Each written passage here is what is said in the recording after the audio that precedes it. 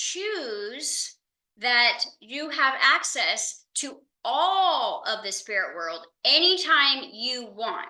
So your higher self is going to be the one that's the front line of your channeling. That's why we're going there first. Your higher self knows every fear you have. So it's not going to present itself as some big, ugly monster that you have to like befriend.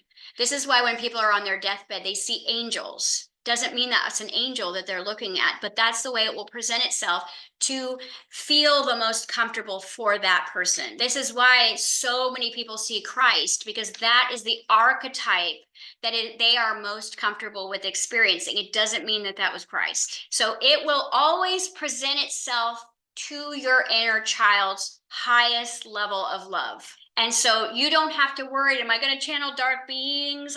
Am I going to channel like yucky demonic energies? No, you could, but you would have to be, in order for your higher self to allow you to channel dark beingness, you would have to be so neutral to dark and light, because you would have a judgment on it. You would have a fear on it. So really, when you are having spiritual warfare, which we've all had probably by this point, we've always been under attack by our darkest point, our own darkest demonic point. It's not like some dark being is channeling through you, because believe it or not, the dark beings that have power are higher vibration than your ego. You can't even channel them. So you're only ever going to channel your ego. And this is why, like, that's why I took the time to study demonologies, because this exorcist said that every time they've seen the most demonic energy stuck to someone, it's always the kindest, sweetest, loving ball of light.